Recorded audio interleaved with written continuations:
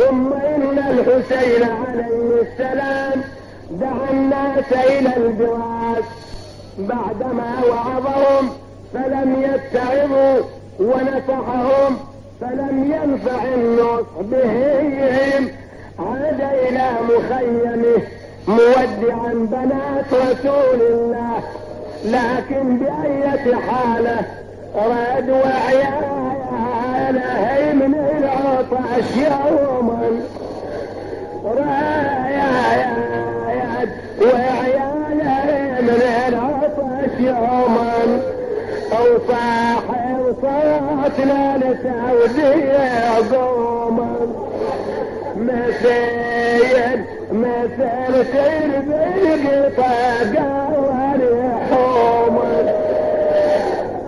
تطيح عليا وحداتنا وترتع رجال زينب وصيب العيال، يوصيب علينا وكل الأطفال.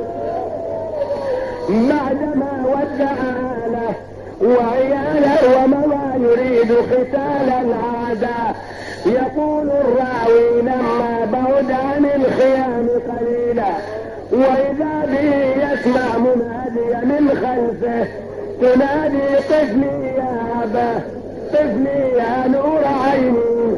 أوقف الحسين جواده، رأى سكينة تعدو من خلفه، بني سكينة ماذا تريدين؟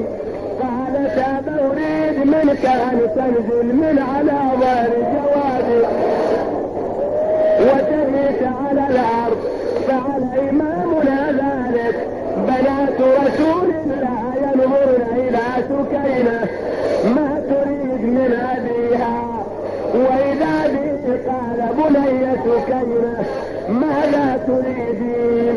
قالت أبا أريد من أن تمد يدك وتمسح بها على رأسي كما تمسح على رؤوس اليتامى، لأنها قرت باليوت ولا أحد بعده يمسح على رأسها.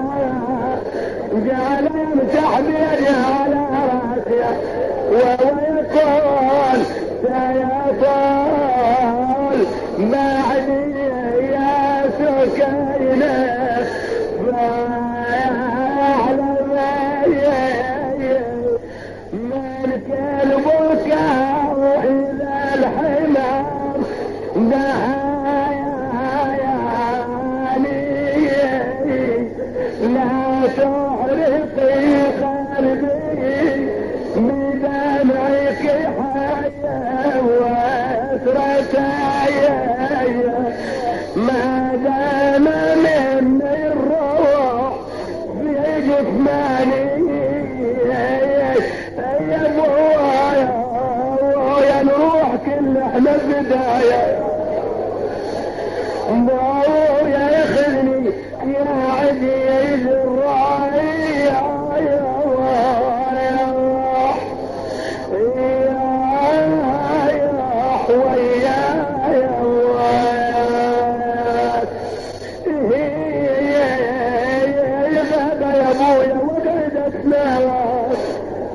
وقول نسافر ويومان يدور يا والدي والله يظلمه يا نصير من زهرتي